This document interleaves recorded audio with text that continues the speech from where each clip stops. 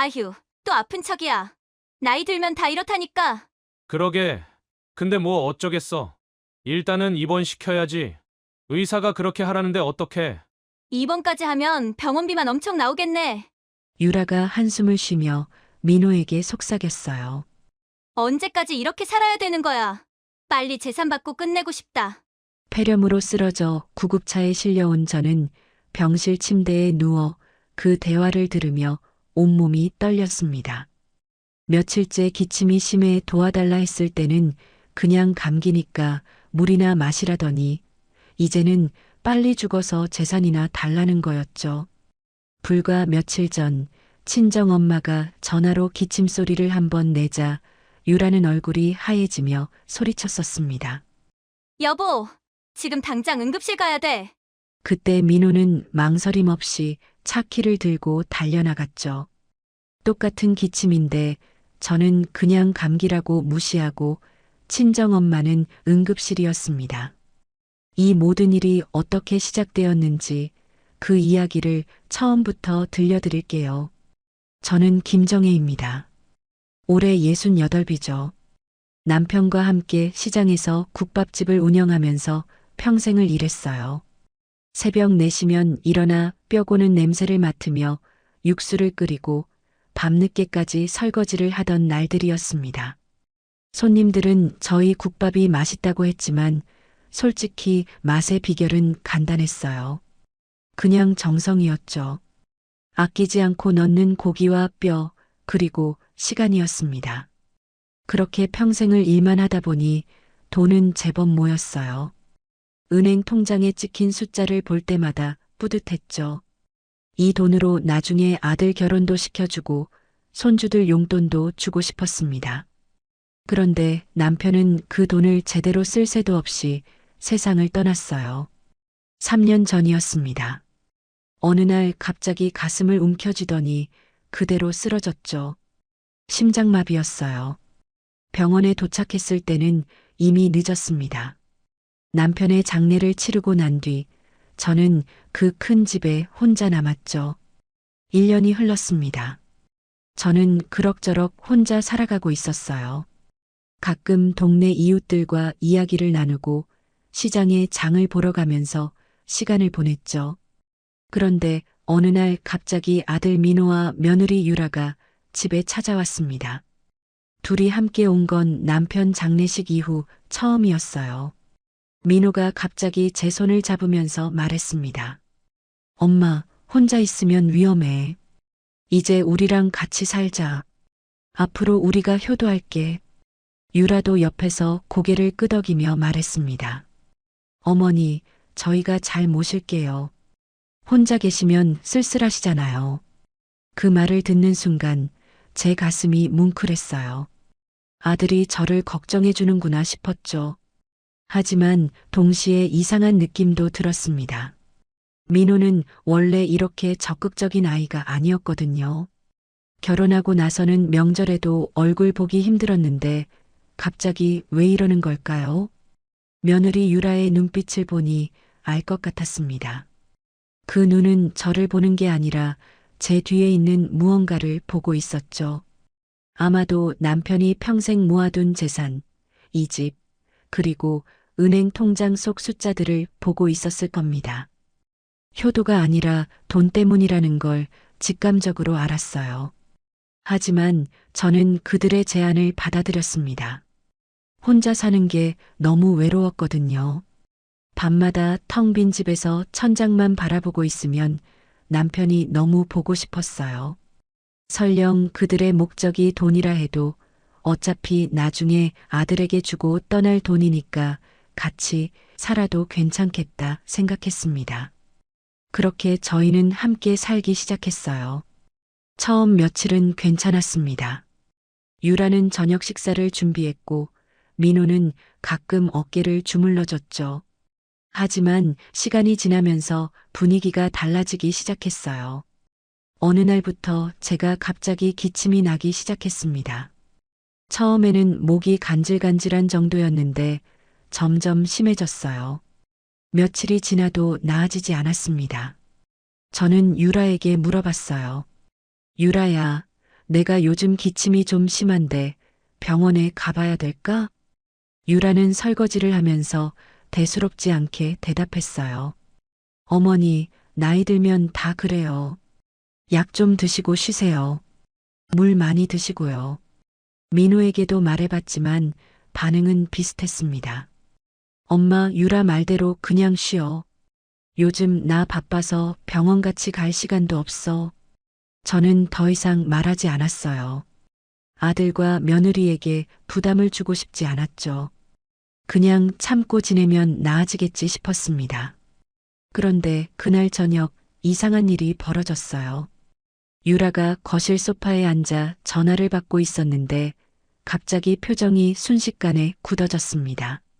얼굴이 하얘지더니 벌떡 일어섰어요. 엄마, 괜찮아? 갑자기 기침은 왜 해? 내가 지금 거기로 갈게. 전화기 너머에서 유라 어머니가 뭐라고 대답하는 소리가 들렸지만 유라는 듣지 않았어요. 바로 민호에게 소리쳤죠. 여보, 지금 당장 응급실 가야 돼. 민호는 당황한 표정으로 일어났습니다. 지금 갑자기 응급실은 왜? 엄마가 갑자기 기침을 해. 요즘 독감이 유행이라던데. 독감이라도 걸리면 어떻게 해? 유라는 큰일이 난 것처럼 유난스럽게 소리쳤습니다. 독감으로 응급실을 가자고? 얼마 전에 내가 통화했을 때 장모님 별로 안심하시던데? 뭐가 안심해? 지금 당장 가게 일어나. 유라의 목소리는 다급했어요. 민호는 더 이상 말하지 않고 재킷을 집어들었죠. 둘은 서둘러 현관문을 나섰습니다. 저는 소파에 앉아 그 모습을 멍하니 바라봤어요. 제 기침은 가벼운 감기라며 물이나 마시라고 했던 며느리가 친정엄마의 기침 한 번에는 응급실로 달려가는 모습이었습니다. 가슴 한구석이 무너지는 느낌이었죠. 저도 며칠째 기침을 하고 있었는데 왜 저는 물만 마시라고 하고 친정엄마는 기침 한 번에 응급실이었을까요? 그때 확실하게 깨달았습니다. 이 집에 들어온 목적은 효도가 아니었어요. 애초에 돈 때문에 들어왔던 거죠. 저는 그저 재산을 가진 시어머니일 뿐이었고 유라에게 진짜 가족은 친정뿐이었습니다. 텅 빈 거실의 시계 소리만 째깍째깍 울렸습니다. 저는 혼자 앉아서 그 소리를 들으며 서운함을 삼켰어요. 목구멍이 아팠지만 기침을 참았습니다. 어차피 누구도 신경 쓰지 않을 기침이었으니까요. 시간이 지나도 기침은 나아지지 않았습니다. 오히려 더 심해졌어요. 밤에는 기침 때문에 제대로 잠을 잘 수가 없었죠. 1시간마다 깨서 기침을 하다 보니 아침이 되면 몸이 천근만근이었습니다. 목구멍이 따갑고 쓰라렸어요. 침을 삼킬 때마다 아팠죠. 낮에도 조금만 움직이면 숨이 찼어요. 부엌에서 설거지를 하다가도 멈춰서서 숨을 고르곤 했죠. 싱크대에 손을 짚고 한참을 서 있어야 했습니다. 가슴이 답답하고 무언가 눌리는 것 같았어요. 이상했습니다. 예전에는 이렇지 않았거든요. 며칠이 지나자 어지럼증까지 시작됐어요. 아침에 일어나려고 하면 눈앞이 핑 돌았습니다. 천장이 빙글빙글 돌아가는 것 같았죠. 침대 가장자리에 앉아 한참을 기다려야 겨우 일어설 수 있었어요. 화장실을 갈 때도 벽을 짚고 조심조심 걸었습니다. 한 발 한 발 내디딜 때마다 조심했죠. 넘어지면 큰일이니까요. 유라에게 다시 말해봤어요. 용기를 내서 말했죠. 유라야, 요즘 숨도 차고 어지럽기도 한데 병원 한번 가봐야 할 것 같아. 내가 너무 어지러워서 걷기도 힘든데 같이 병원 가줄 수 있어?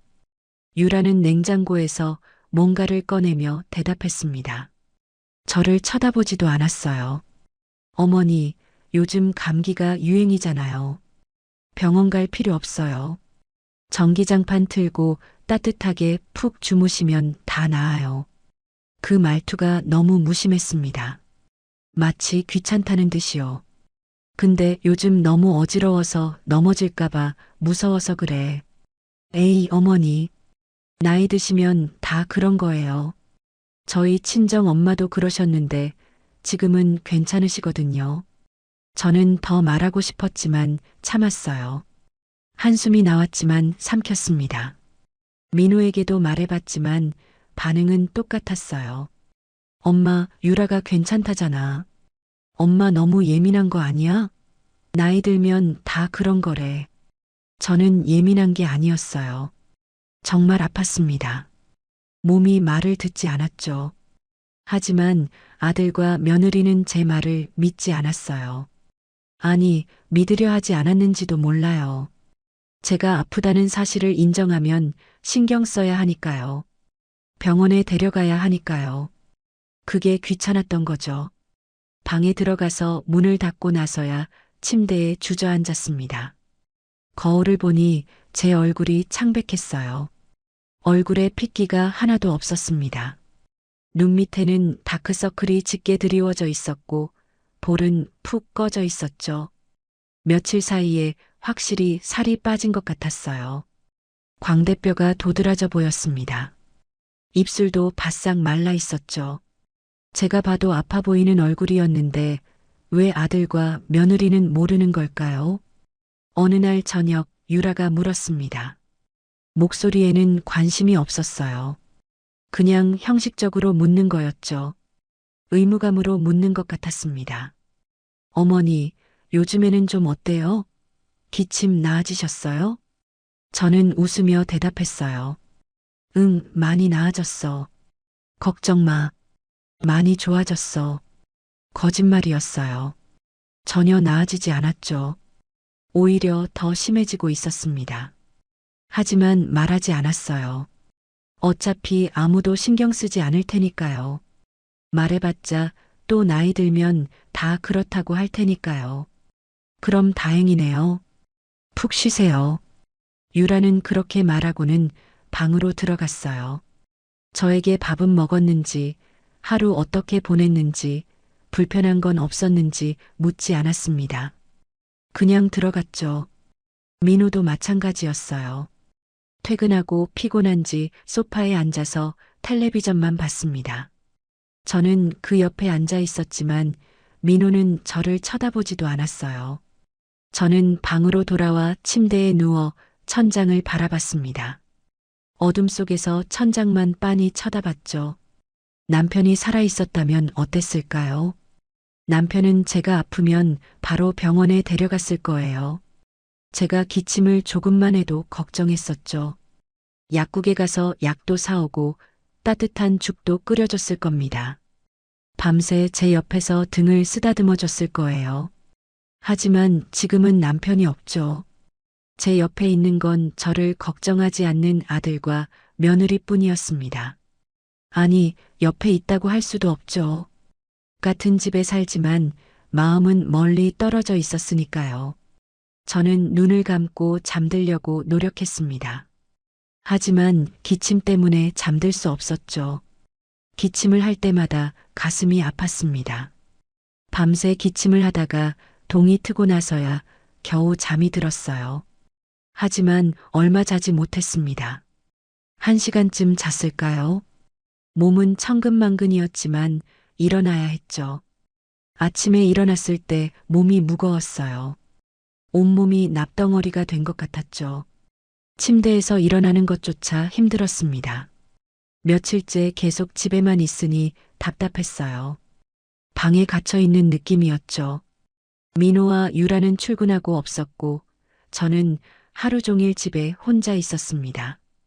텔레비전을 켜도 집중이 안 됐어요. 화면이 제대로 보이지도 않았죠. 창밖을 보니 날씨가 좋았습니다. 햇살이 따스해 보였어요. 문득 바람이라도 쐬고 싶었습니다.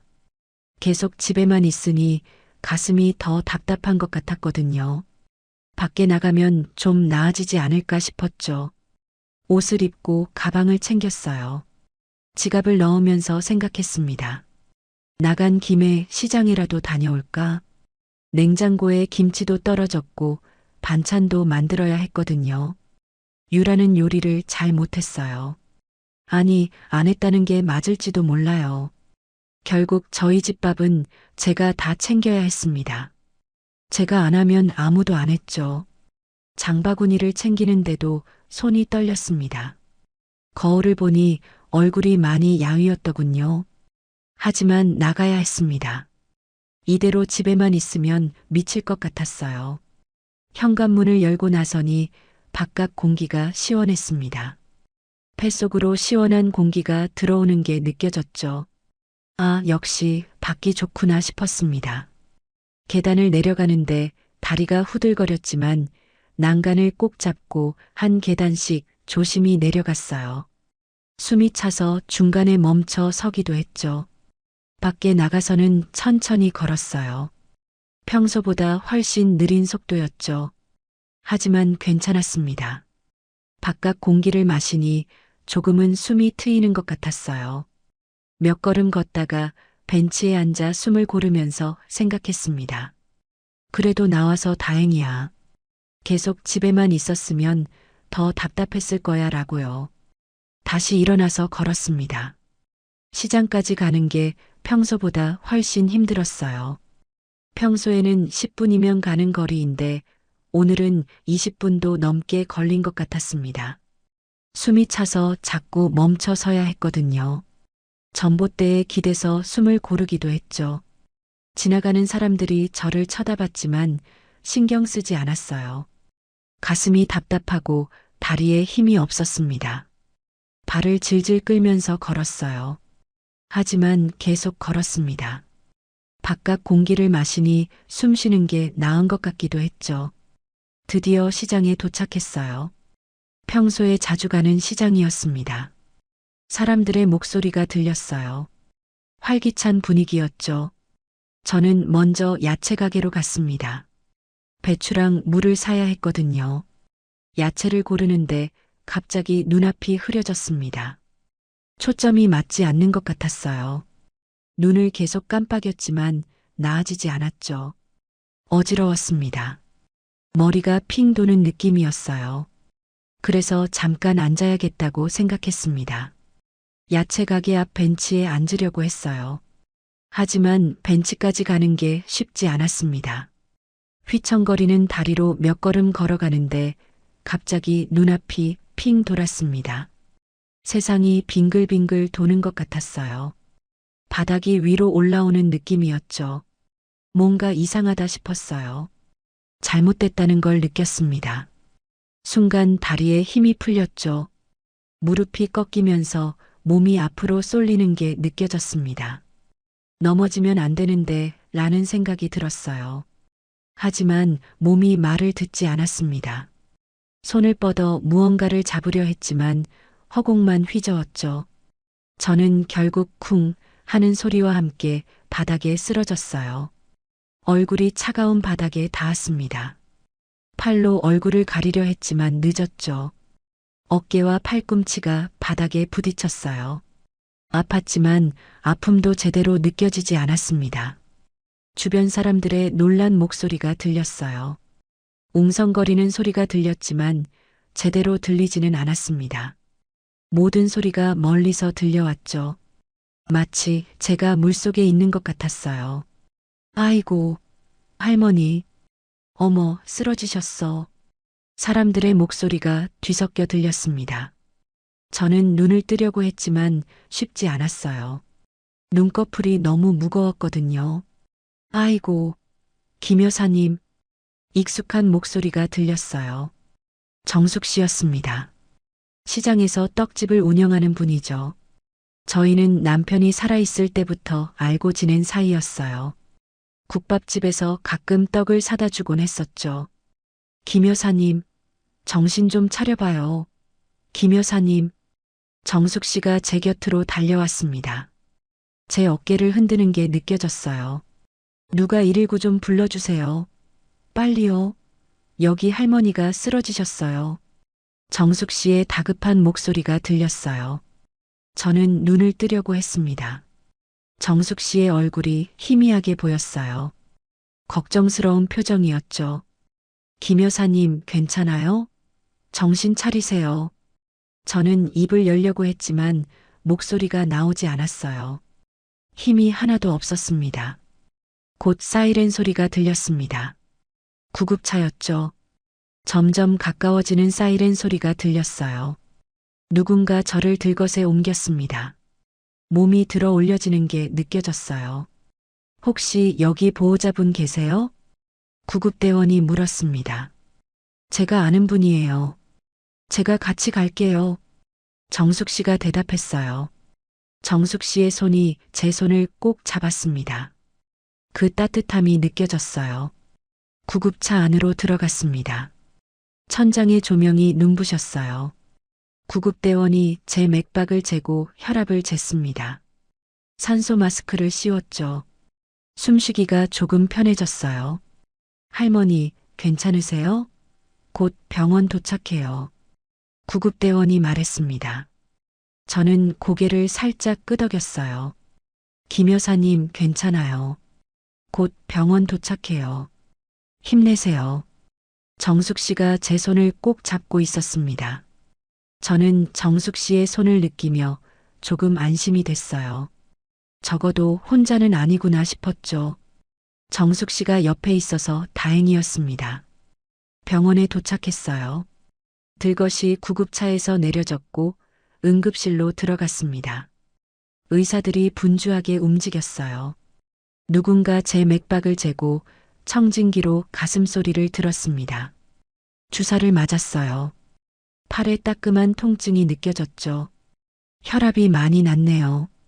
산소 포화도도 낮고. 의사가 말했습니다. 할머님 기침은 언제부터 하셨어요? 의사가 물었지만 저는 대답할 힘이 없었어요. 그냥 눈만 깜빡였죠. 일주일 넘게 기침하셨대요. 어지럼증도 심하셨고요. 정숙 씨가 대신 대답했습니다. 일주일이요? 그동안 병원은 안 오셨어요? 아마 가족들이 괜찮다고 해서 안 가신 것 같아요. 정숙 씨의 목소리가 떨렸어요. 저는 천장의 형광등을 멍하니 바라봤어요. 이게 꿈인가 싶었죠. 제가 정말 쓰러진 건가요? 믿기지 않았습니다. 시간이 얼마나 지났을까요? 주사를 맞고 산소를 마시니 조금 나아진 것 같았어요. 숨쉬기가 편해졌습니다. 정신을 차렸을 때 저는 응급실 침대에 누워 있었어요. 옆에는 정숙 씨가 앉아 있었습니다. 눈이 빨갛게 충혈되어 있었어요. 김 여사님 깨셨어요? 괜찮으세요? 저는 고개를 끄덕였습니다. 목이 말라서 목소리가 잘 나오지 않았어요. 제가 쓰러진 거죠? 네, 시장에서 갑자기 쓰러지셨어요. 놀랐잖아요. 정말 놀랐어요.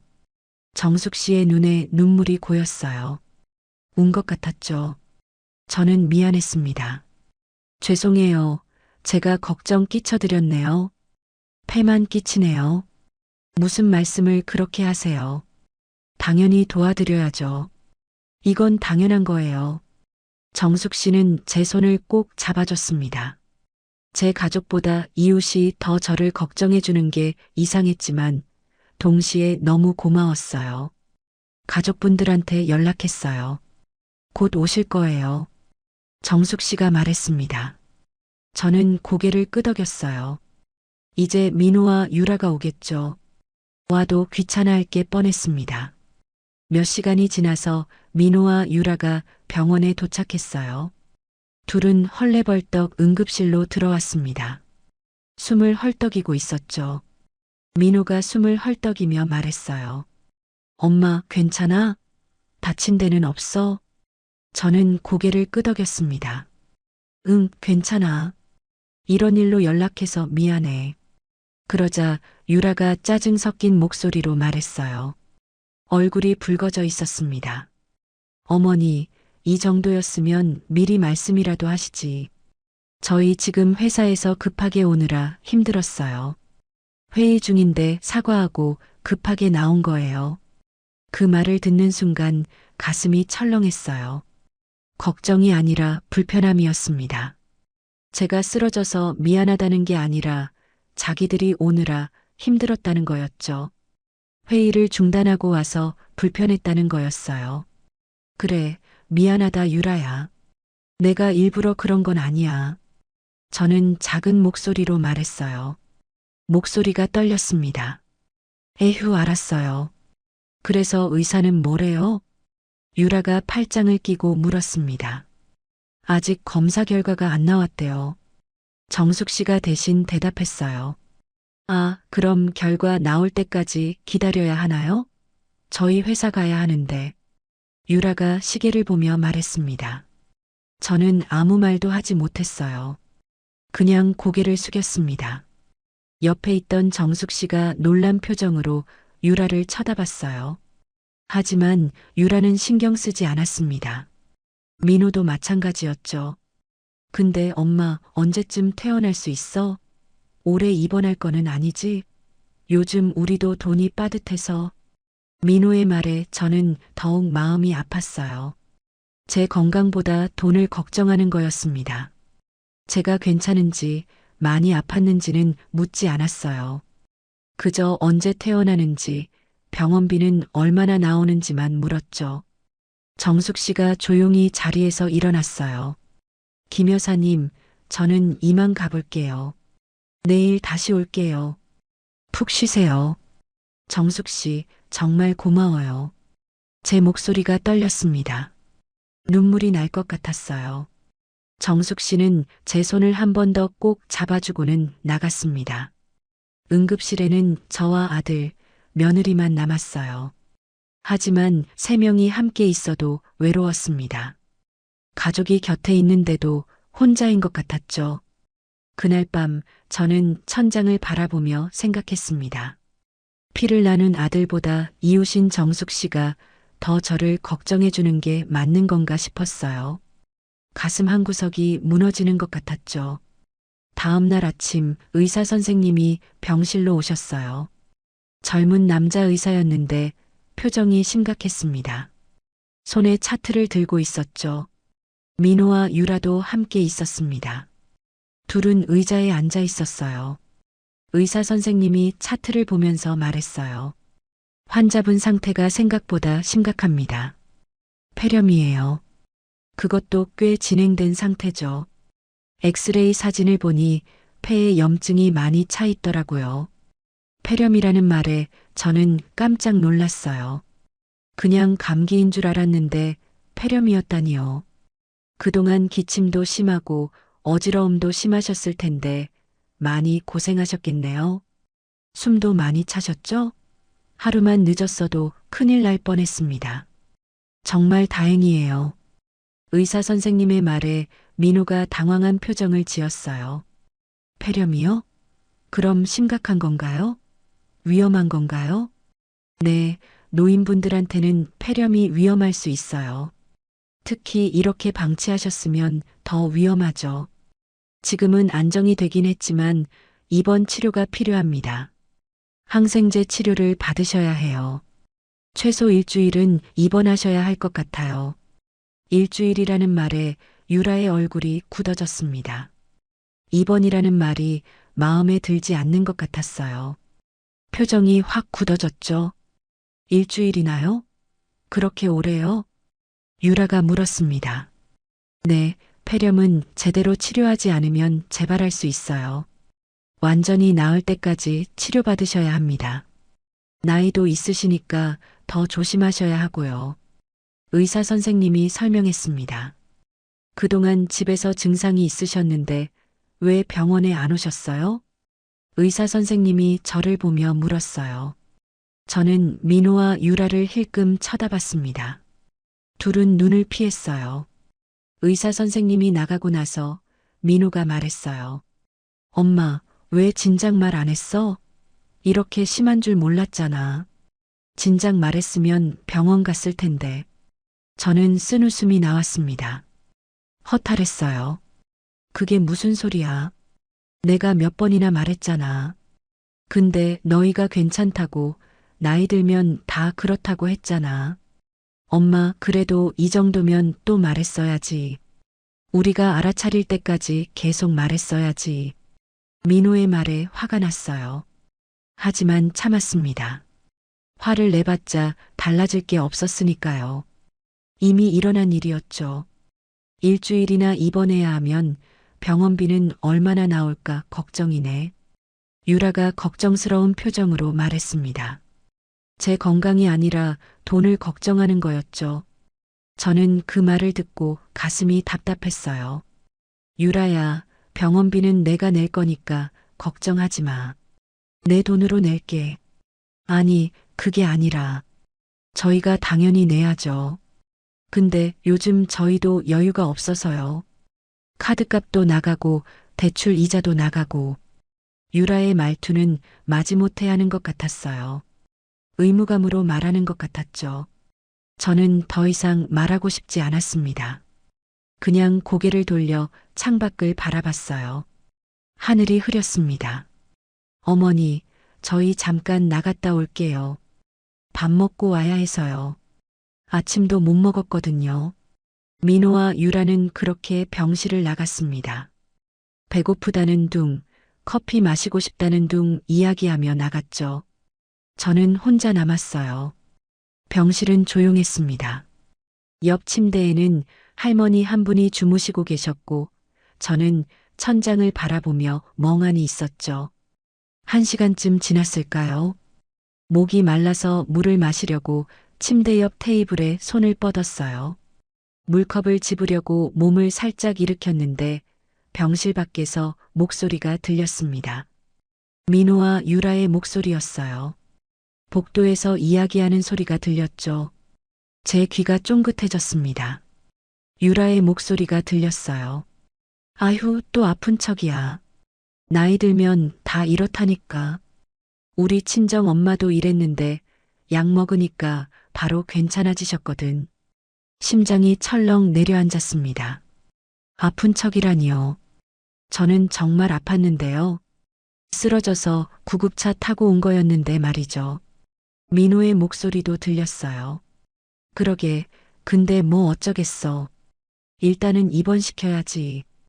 의사가 그렇게 하라는데 어떡해. 병원비만 엄청 나오겠네. 에휴. 유라가 한숨을 쉬는 소리가 들렸습니다. 병원비는 엄마가 낸다잖아.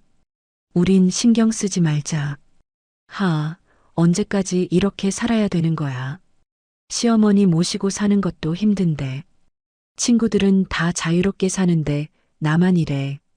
유라의 목소리에 짜증이 묻어났습니다. 좀만 참아. 조금만 더. 조금만 더. 얼마나 더. 빨리 재산 받고 끝내고 싶다, 진짜. 유라의 말에 저는 숨이 막혔어요. 재산 받고 끝내고 싶다니. 그 말이 무슨 뜻인지 저는 알았습니다. 제가 빨리 죽기를 바라는 거였죠. 빨리 재산을 받고 싶다는 거였어요. 물컵을 잡으려던 손이 떨렸습니다. 가슴이 서늘해졌어요. 등골이 오싹했죠. 이게 제 가족인가 싶었습니다. 평생을 키우고 사랑했던 아들이 이렇게 저를 짐으로 생각하고 있었다니요. 며느리는 제가 빨리 죽기를 바라고 있었죠. 눈물이 났습니다. 참으려고 했지만 눈물이 멈추지 않았어요. 뜨거운 눈물이 볼을 타고 흘러내렸죠. 베개에 얼굴을 묻고 소리 없이 울었습니다. 옆 침대 할머니가 깰까봐 조용히 울었어요. 어깨가 들썩거렸지만 소리는 내지 않았죠. 저는 평생 아들을 위해 살았어요. 아들이 원하는 거는 다 해줬습니다. 그런데 이게 제가 받을 대접인가요? 이게 제가 받을 보답인가요? 문득 남편이 떠올랐습니다. 남편이 살아있었다면 어땠을까요? 남편은 이런 상황을 어떻게 했을까요? 아마 크게 화를 냈을 겁니다. 아들에게도 며느리에게도 호통을 쳤을 거예요. 그리고 저를 안아주며 위로해줬을 거죠. 하지만 혼자서 이 모든 걸 견뎌야 했죠. 이 서러움도, 이 배신감도, 이 외로움도 혼자 견뎌야 했어요. 잠시 후 민호와 유라가 병실로 들어왔습니다. 둘은 아무렇지 않은 표정으로 들어왔어요. 마치 방금 전 그런 말을 하지 않은 것처럼 웃으면서 들어왔죠. 엄마, 우리 왔어. 지하 식당 가서 밥 먹고 왔어. 저는 대답하지 않았어요. 그냥 눈을 감고 있었습니다. 자는 척하고 싶었거든요. 민호와 유라와 얼굴을 마주하고 싶지 않았죠. 그 얼굴을 보면 또 눈물이 날 것 같았습니다. 자고 있나 보네. 우리 그냥 가자. 그래, 가자. 어차피 자고 있는데 뭐. 둘은 곧 병실을 나갔습니다. 발소리가 멀어지고 나서야 저는 눈을 떴어요. 천장을 바라보며 생각했습니다. 이제 어떻게 해야 할까요? 이대로 저를 짐으로 여기는 사람들과 함께 살아야 하나요? 가슴이 답답했습니다. 숨쉬기조차 힘들었어요. 폐렴 때문인지 아니면 마음 때문인지 알 수 없었죠. 아마 둘 다였을 거예요. 그날 밤 저는 잠들지 못했습니다. 눈을 감으면 유라의 목소리가 들렸거든요. 재산 받고 끝내고 싶다는 그 말이요. 그 말이 귀에 맴돌았습니다. 계속 반복해서 들렸어요. 저는 결심했습니다. 이대로는 안 되겠다고요. 뭔가 해야 한다고요. 하지만 지금은 아니었어요. 지금은 몸이 안 좋았으니까요. 일단 건강을 회복하고 나서 생각하기로 했습니다. 이번 첫날 민호와 유라는 그렇게 잠깐 얼굴만 비추고 집으로 돌아갔어요. 그리고 그날 저녁 내일 퇴근하고 다시 오겠다는 문자를 보냈죠. 저는 오든 말든 상관없었습니다. 어차피 와도 진심으로 걱정하는 게 아니고 병원비 걱정만 하고 갈 테니까요. 다음 날이 됐습니다. 저는 그래도 하루 종일 민호와 유라를 기다렸어요. 하지만 민호와 유라는 오지 않았습니다. 전화도 없었어요. 저는 혹시나 하는 마음으로 핸드폰을 들여다봤지만 아무 연락도 없었죠. 문자도 전화도 카카오톡도 없었습니다. 무슨 일이 있나 싶어 전화를 걸어볼까 했지만 그러지 않았어요. 괜히 부담 주고 싶지 않았습니다. 바쁜데 귀찮게 하고 싶지 않았죠. 밥을 먹으면서도 계속 문을 쳐다봤습니다. 혹시 민호가 올까 싶어서요. 하지만 그렇게 민호와 유라는 오지 않았습니다. 저는 침대에 누워 천장을 바라봤어요. 어둠 속에서 천장만 빤히 쳐다봤죠. 이틀째 되는 날도 마찬가지였습니다. 아침부터 저녁까지 기다렸지만 아무도 오지 않았어요. 저는 점점 지쳐갔습니다. 기다리는 것도 지쳤고 기대하는 것도 지쳤어요. 사흘째 되는 날이었어요. 오전에 정숙 씨가 병실에 들어왔습니다. 손에는 보온병이 들려 있었죠. 김 여사님, 제가 죽 좀 끓여왔어요. 병원 밥은 맛없잖아요. 영양가도 없고. 정숙 씨는 웃으며 죽을 그릇에 담아줬습니다. 김이 모락모락 올라왔어요. 호박죽이었죠. 노란색이 예뻤어요. 저는 숟가락을 들고 한 입 먹었습니다. 따뜻하고 고소했어요. 목 넘김이 부드러웠죠. 정말 맛있어요. 고마워요, 정숙 씨. 천만에요. 많이 드세요. 기운 차리셔야죠. 몸 좀 어때요? 많이 나아지셨어요? 네, 많이 나아졌어요. 약 먹으니까 기침도 줄었어요. 정말 다행이에요. 정숙 씨는 제 옆에 앉아서 이야기를 나눴어요. 시장 이야기, 동네 이야기, 별것 아닌 이야기들이었죠. 누가 떡을 사러 왔는데 어쩌고 옆집 가게는 장사가 잘 된다더라. 그런 이야기들이었어요. 하지만 그 이야기들이 저에게는 큰 위로가 됐습니다. 누군가와 이야기를 나눈다는 게 이렇게 따뜻한 일인지 몰랐어요. 아드님은 안 오세요? 며느님은요? 정숙 씨가 조심스럽게 물었습니다. 저는 잠시 망설이다가 대답했어요. 바쁜가 봐요. 회사 일도 있고 요즘 바쁜 시기래요. 거짓말이었어요. 바빠서가 아니라 오고 싶지 않은 거였죠. 하지만 정숙 씨에게 그 말을 할 수는 없었습니다. 창피했거든요. 제 자식이 저를 외면한다는 게 부끄러웠죠. 정숙 씨는 더 묻지 않았어요. 하지만 표정을 보니 다 아는 것 같았습니다. 그냥 고개를 끄덕이고는 물을 따라줬어요. 김 여사님, 물 많이 드셔야 해요. 폐렴은 수분 섭취가 중요하대요. 제가 인터넷에서 찾아봤어요. 네, 고마워요. 많이 마실게요. 정숙 씨는 1시간쯤 있다가 돌아갔어요. 가기 전에 손을 꼭 잡아줬죠. 내일 또 올게요. 힘내세요. 금방 나으실 거예요. 고마워요, 정숙 씨. 정말 고마워요. 정숙 씨가 나가고 나서 병실은 다시 조용해졌습니다.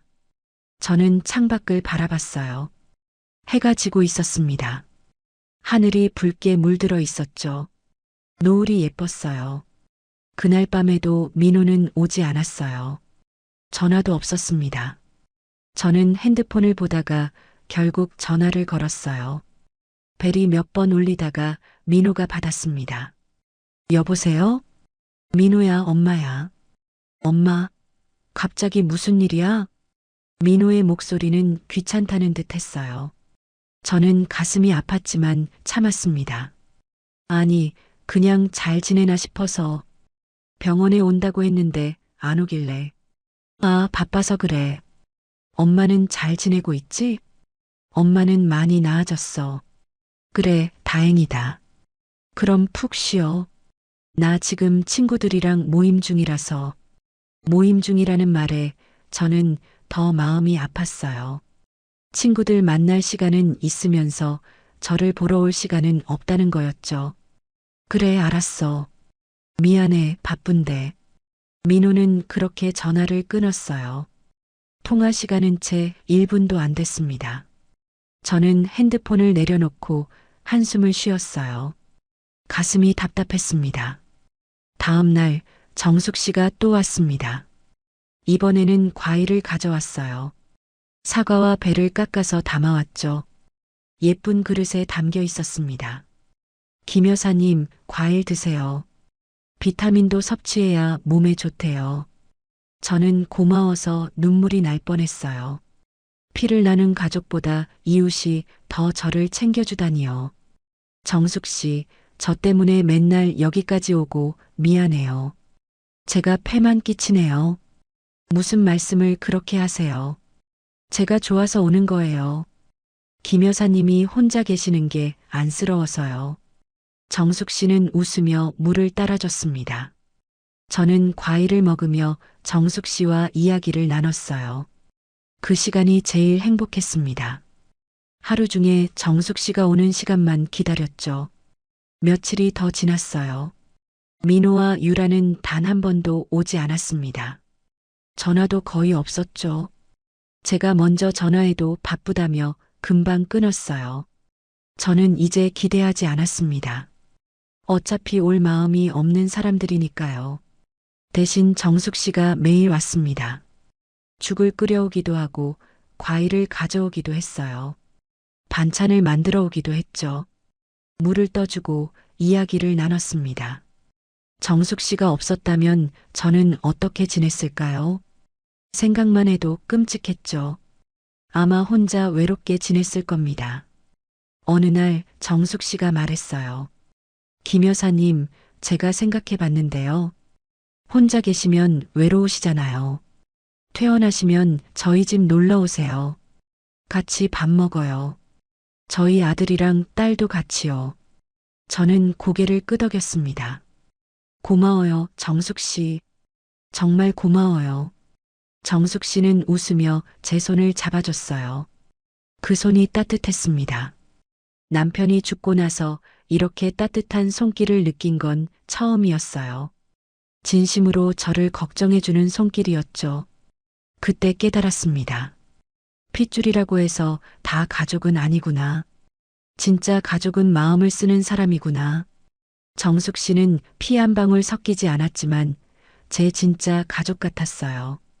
민호보다 유라보다 훨씬 더 가족 같았죠. 밤이 됐습니다. 저는 침대에 누워 천장을 바라봤죠. 이제 퇴원하면 어떻게 해야 할까요? 다시 민호와 유라가 있는 집으로 돌아가야 하나요? 그 생각만 해도 숨이 막혔습니다. 돌아가기 싫었어요. 그 집으로 돌아가면 또 짐 취급을 받을 테니까요. 또 냉대를 받을 게 분명했죠. 하지만 저는 이제 알았습니다. 제가 무엇을 해야 하는지요.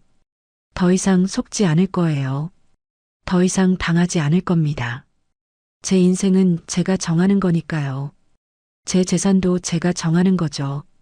저는 마음속으로 계획을 세우기 시작했습니다. 퇴원하면 무엇을 해야 할지, 어떻게 해야 할지요. 천천히 계획이 만들어졌죠. 그 계획을 생각하니 마음이 조금 편해졌습니다. 드디어 일주일이 지나서 퇴원을 하게 됐어요. 의사 선생님이 많이 좋아졌다고 했습니다. 폐렴도 많이 나아졌고 기침도 거의 사라졌다고 했죠. 하지만 무리하지 말고 계속 약을 먹으면서 쉬어야 한다고 했습니다. 퇴원 날 아침 저는 민호에게 전화를 걸었어요. 벨이 몇 번 울리다가 민호가 받았습니다. 엄마, 민호야, 엄마 오늘 퇴원한대. 데리러 올 수 있어? 짐도 있고 혼자 가기 힘들 것 같아서. 아, 퇴원이 오늘이야? 미안한데 택시 타고 와. 택시비는 내가 보내줄게. 저는 한숨을 쉬었습니다. 역시나였어요. 그래, 알았어. 그럼 택시 타고 갈게. 응, 조심해서 와. 나중에 봐. 전화를 끊고 나서 허탈했어요. 입원할 때도 정숙 씨가 도와줬고 퇴원할 때도 혼자였습니다. 아들은 단 한 번도 없었죠. 입원 기간 내내 한 번도 오지 않았고 퇴원할 때도 오지 않았어요. 저는 짐을 챙겨서 병원을 나왔습니다. 택시를 타고 집으로 향했어요. 도착을 해서 현관문을 열고 들어가니 민호와 유라가 거실에 앉아 있었습니다. 웃으면서 텔레비전을 보고 있었죠. 엄마 왔어? 민호가 고개를 돌리며 말했어요. 일어나지도 않았습니다. 짐을 들어주지도 않았죠. 유라도 마찬가지였습니다. 그냥 소파에 앉아 텔레비전만 봤어요. 응, 왔어.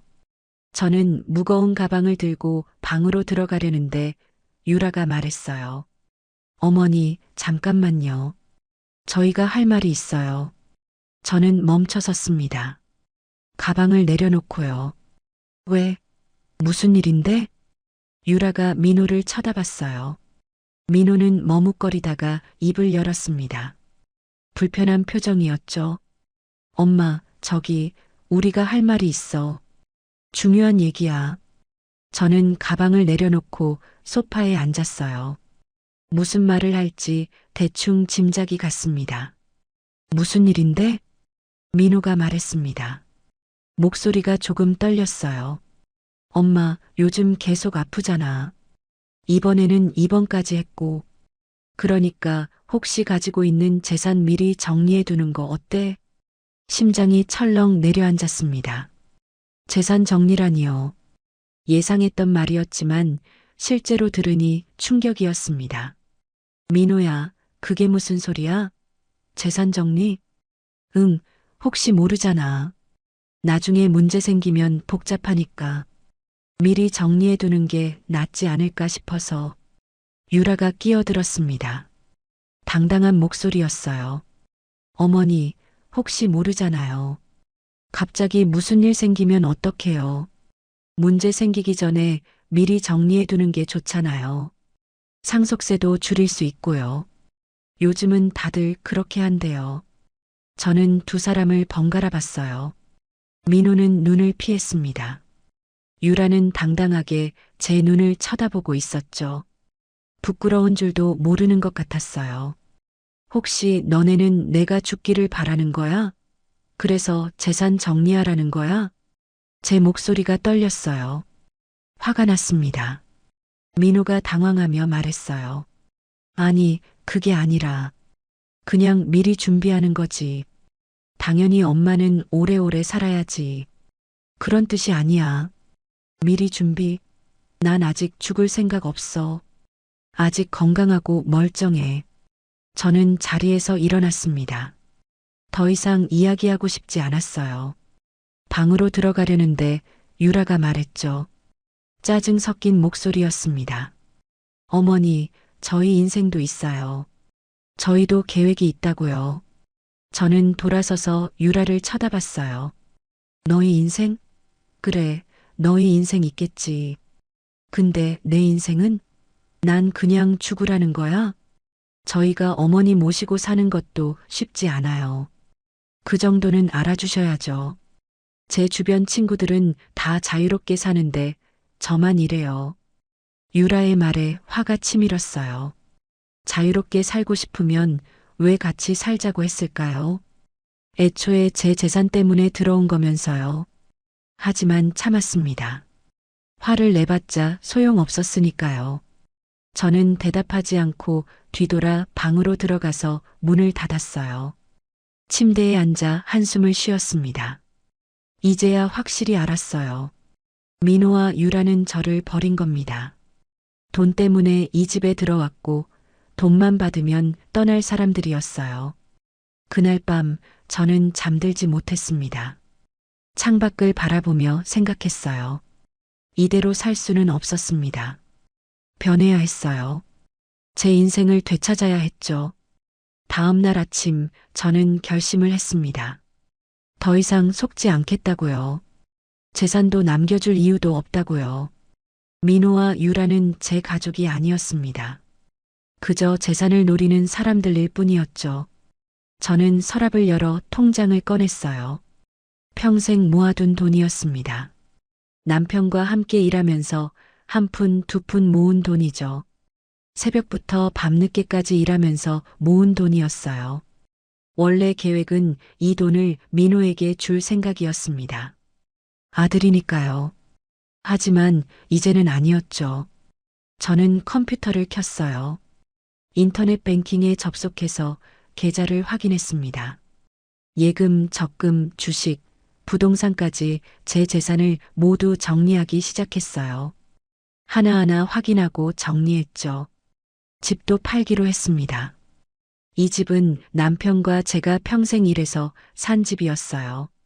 추억이 가득한 집이었죠. 거실 저 구석에서 민호가 첫걸음마를 했었고 부엌에서 남편과 아침을 먹었었습니다. 하지만 이제는 필요 없었죠. 민호에게 남겨줄 생각이 없었으니까요. 저는 바로 부동산에 전화를 걸었어요. 여보세요. 집을 팔고 싶은데요. 방문해서 시세 좀 확인해 주실 수 있나요? 부동산 중개인은 친절하게 대답했습니다. 네, 물론이죠. 주소 좀 알려주세요. 오늘 오후에 방문해서 시세 확인해 드릴게요. 며칠 후 부동산 중개인이 집에 왔어요. 집을 둘러보고는 시세를 알려줬습니다. 생각보다 높았어요. 위치가 좋고 평수도 괜찮아서 그런가 봐요. 저는 고개를 끄덕였습니다. 좋아요. 매물로 내주세요. 최대한 빨리 팔렸으면 좋겠어요. 네, 알겠습니다. 요즘 시장이 괜찮아서 금방 나갈 거예요. 민호와 유라는 제가 무엇을 하는지 몰랐어요. 그 시간에 둘은 각자 회사에 가 있었죠. 저는 혼자 모든 걸 정리했습니다. 조용히 철저하게요. 은행에도 갔습니다. 창구 직원에게 말했어요. 계좌를 정리하고 싶어요. 어떻게 정리하실 건가요? 새 계좌로 옮기고 싶어요.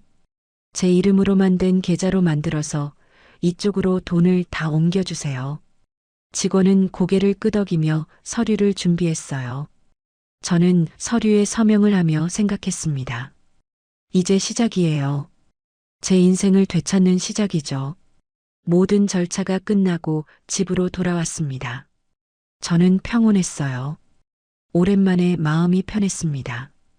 이제 더 이상 바보같이 당하지 않아도 되니까요. 그날 밤 저는 창밖을 바라보며 미소를 지었습니다. 남편이 보고 있다면 뭐라고 할까요? 아마 잘했다고 할 겁니다. 당하고만 살지 말라고 할 거예요. 다음 날 아침 저는 일찍 일어났습니다. 민호와 유라가 출근하기 전에 나가고 싶었죠. 조용히 준비를 하고 집을 나섰습니다. 화장도 하고 옷도 단정하게 입었어요. 오늘은 중요한 일이 있는 날이었으니까요. 먼저 은행에 갔어요. 창구 직원에게 말했습니다. 5천만 원을 현금으로 인출하고 싶어요. 직원은 놀란 표정을 지었습니다. 당연했죠. 큰 금액이었으니까요. 5천만 원이요? 금액이 크신데 괜찮으세요? 다른 방법도 있는데요. 괜찮아요. 현금으로 받을 거예요. 저는 돈을 받아서 가방에 넣었습니다. 다음으로는 부동산에 갔어요. 중개인이 반갑게 맞이했습니다. 어머니, 좋은 소식이에요. 매물 올린 지 이틀 만에 계약자가 나타났어요. 시세보다 조금 더 주신대요. 많이 급하신가 봐요. 저는 고개를 끄덕였습니다. 좋아요. 계약 진행해 주세요. 최대한 빨리요. 바로 계약서에 서명을 하고 나서 저는 부동산을 나왔어요. 이제 정말 끝났습니다. 집도 팔렸고 돈도 정리했어요. 민호와 유라가 받을 건 하나도 없었죠. 저는 시장으로 향했습니다. 정숙 씨를 만나러요. 떡집 앞에 도착하니 정숙 씨가 떡을 찌고 있었어요. 김이 모락모락 올라왔죠. 정숙 씨, 저 왔어요. 정숙 씨가 고개를 들더니 반갑게 웃었습니다. 김 여사님, 어떻게 오셨어요? 괜찮으세요? 많이 나으셨어요? 네, 많이 괜찮아졌어요. 정숙 씨랑 할 이야기가 있어서요. 잠깐 시간 돼요? 그럼요. 이쪽으로 들어오세요. 차 한잔 하시죠. 저는 떡집 안으로 들어갔어요. 정숙 씨가 차를 내와줬습니다. 따뜻한 차였어요. 저는 차를 마시면서 조심스럽게 말을 꺼냈습니다. 정숙 씨, 요즘 떡집 월세 때문에 힘들다고 했죠? 전에 그런 얘기 들은 것 같아서요. 정숙 씨가 난처한 표정을 지었습니다. 손을 흔들며 말했어요. 아, 그건 괜찮아요. 제가 어떻게든 해결할 거예요. 걱정 마세요. 혹시 월세 얼마나 밀렸어요? 저한테 솔직하게 말해줘요. 그게 6개월 정도요. 요즘 장사가 안 돼서요. 건물주가 이번 달 안에 안 내면 나가라고 하네요. 근데 괜찮아요. 어떻게든 될 거예요. 저는 가방에서 봉투를 꺼냈어요. 오전에 은행에서 인출한 5천만 원이 들은 두툼한 봉투였습니다. 정숙 씨 앞에 내려놓았죠. 정숙 씨 이거 받으세요. 이게 뭐예요? 정숙 씨가 놀란 표정으로 봉투를 받았어요. 열어보더니 눈이 커졌습니다. 손이 떨렸어요. 이게 얼마예요? 돈이 너무 많아요. 5천만 원이에요. 월세도 내고 떡집도 안정적으로 운영하세요. 장사도 확장하시고요. 아니, 이렇게 큰 돈을 어떻게 받아요? 저는 받을 수 없어요. 정숙 씨가 봉투를 다시 내밀었지만 저는 받지 않았어요. 정숙 씨의 손을 꼭 잡았죠. 받으세요. 정숙 씨가 저를 살렸어요. 시장에서 쓰러졌을 때 병원까지 함께 가줬잖아요. 정숙 씨 아니었으면 저는 어떻게 됐을지 몰라요. 그건 당연한 거였어요. 돈 받으려고 한 게 아니에요. 알아요. 그래서 드리는 거예요. 진심으로 저를 도와준 유일한 사람이니까요. 제 가족보다 더 저를 걱정해줬잖아요. 김 여사님, 정숙 씨의 눈에 눈물이 고였어요. 볼을 타고 눈물이 흘러내렸습니다. 병원에서도 매일 와주셨잖아요. 죽도 끓여주고 과일도 깎아주고 이야기도 들어주고 그게 얼마나 큰 힘이 됐는지 몰라요. 제 아들보다 더 저를 챙겨줬어요. 저는 정숙 씨의 손에 봉투를 꼭 쥐어줬어요. 정숙 씨는 눈물을 흘리며 고개를 숙였습니다. 감사합니다. 정말해요. 평생 은혜 잊지 않을게요. 정숙 씨, 제가 더 감사하죠. 덕분에 살았어요. 저는 떡집을 나왔습니다. 가슴이 뭉클했어요. 진심으로 저를 도와준 사람에게 보답할 수 있어서 행복했죠. 다음으로 변호사 사무실에 갔습니다. 약속을 잡아뒀었거든요. 변호사는 중년의 남자였는데 친절해 보였죠. 오늘 예약하신 김정혜 님이시죠? 무슨 일로 오셨어요? 재단을 만들고 싶어요. 버려진 노인들을 돕는 재단이요. 재단이요? 구체적으로 어떤 재단을 만들고 싶으신가요? 저는 제 이야기를 들려줬어요. 병원에서 있었던 일, 정숙 씨가 저를 도와준 일, 아들과 며느리에게 버려진 일을요. 변호사는 고개를 끄덕이며 들었습니다. 진지한 표정이었어요. 좋은 취지네요. 정말 의미 있는 일이에요. 재단 설립을 도와드리겠습니다. 감사합니다. 며칠 후 정말 재단이 만들어졌어요. 이름은 정의 나눔 재단이었습니다. 제 이름을 따서 만든 거죠. 이 재단은 응급 상황에 놓인 노인들을 도울 거예요. 저처럼 가족에게 버려진 노인들을요. 쓰러져도 아무도 돌봐주지 않는 노인들 말입니다. 모든 일을 마치고 집으로 돌아왔을 때 민호와 유라가 있었어요. 둘은 소파에 앉아 있었죠. 텔레비전을 보고 있었습니다. 엄마, 어디 갔다 와? 민호가 물었습니다. 저는 대답하지 않았어요. 그냥 방으로 들어가려 했죠. 어머니, 저희 할 말 있어요. 중요한 얘기예요. 유라가 말했습니다. 저는 멈춰섰어요. 뭔데? 저번에 말씀드린 재산 정리는 언제 하실 거예요?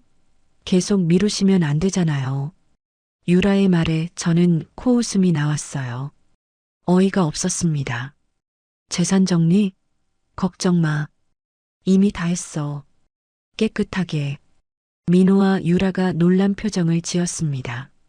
눈이 커졌어요. 정말요? 그럼 서류는요? 저희가 봐야 되잖아요. 서류? 그런 거 없어.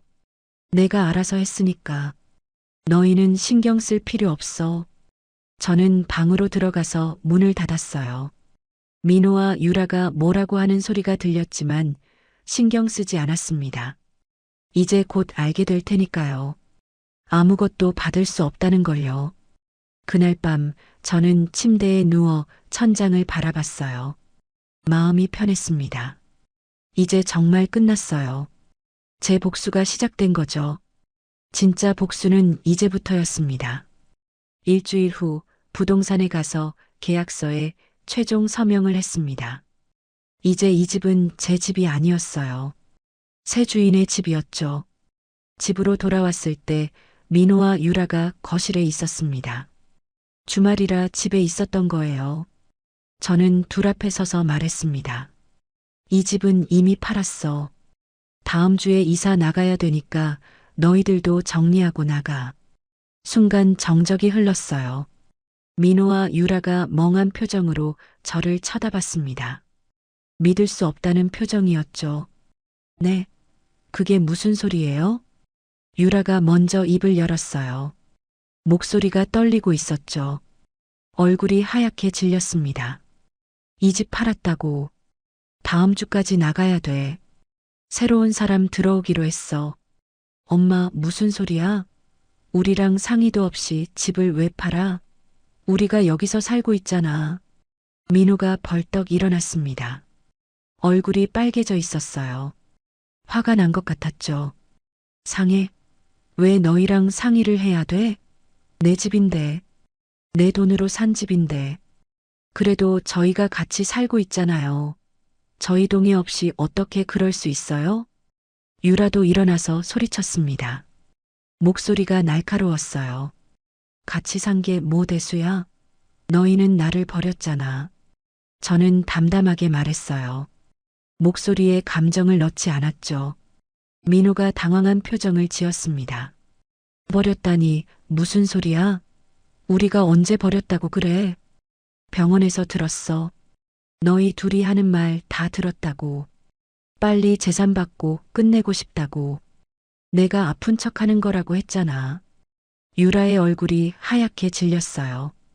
입술이 파르르 떨렸죠. 그건 그때는 화가 나서 그랬어요. 진심이 아니었어요. 진심이 아니었다고? 그럼 병원에 번도 안 온 건?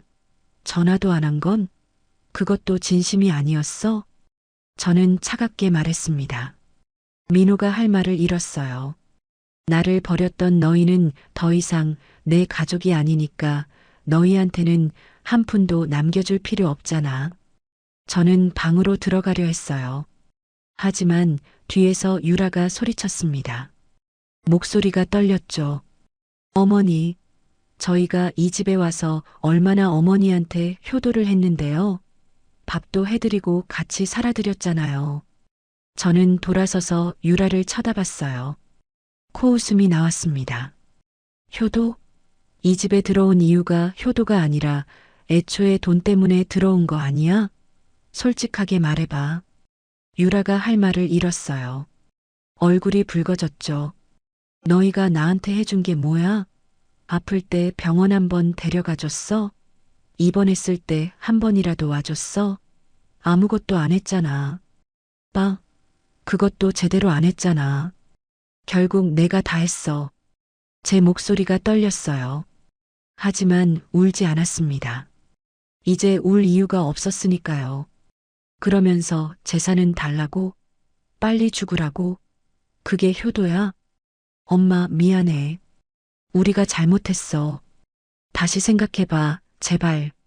민호가 제 손을 잡으려 했지만 저는 손을 뺐어요.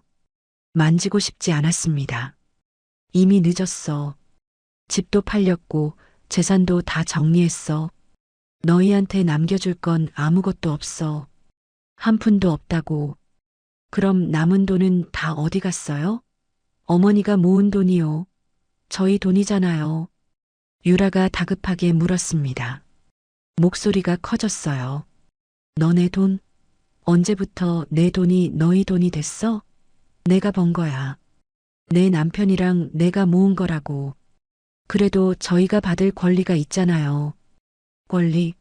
나를 버린 사람이 무슨 권리가 있어? 너희는 자격이 없어. 저는 방으로 들어가서 문을 닫았어요. 밖에서 민호와 유라가 떠드는 소리가 들렸지만 신경 쓰지 않았습니다. 소리를 질러도 울어도 상관없었죠. 이제 정말 끝났으니까요. 다음 날 민호와 유라는 짐을 싸기 시작했습니다. 화가 난 표정으로요. 하지만 어쩔 수 없었죠. 집이 팔렸으니까요. 저는 이미 새 집을 구해놨었습니다. 조용한 동네의 작은 아파트였어요. 이사날 짐을 차에 싣고 집을 나섰습니다. 민호와 유라도 각자 짐을 챙겨나갔어요. 둘은 저를 쳐다보지도 않았습니다. 원망하는 눈빛이었죠. 저는 마지막으로 집을 돌아봤어요. 남편과 함께 살았던 집이 보였습니다. 추억이 많은 집이었죠. 하지만 이제 떠날 시간이었습니다. 새로운 시작을 해야 했으니까요. 새 집은 시내에서 30분 정도 떨어진 조용한 동네에 있었어요. 작은 아파트였지만 저 혼자 살기에는 충분했죠. 깨끗하고 햇빛도 잘 들었습니다. 짐을 정리하고 나니 해가 저물고 있었어요. 창밖을 보니 저녁 노을이 예뻤어요. 하늘이 붉게 물들어 있었죠. 저는 차를 한 잔 마시며 노을을 바라봤습니다. 마음이 편했어요. 오랜만에 느끼는 평온함이었죠. 짐에서 벗어난 느낌이었습니다. 며칠 후 정숙 씨가 제 집에 왔어요. 음식을 가득 들고요. 반찬통이 여러 개였습니다. 김 여사님, 음식 좀 만들어 왔어요. 이사하면 바빠서 밥 못 챙겨 드시잖아요. 고마워요, 정숙 씨. 어서 들어와요. 집 구경시켜 줄게요. 정숙 씨는 음식을 내놓고 함께 먹었어요. 따뜻한 밥과 국, 반찬들이었죠. 김치찌개도 있었고 불고기도 있었습니다.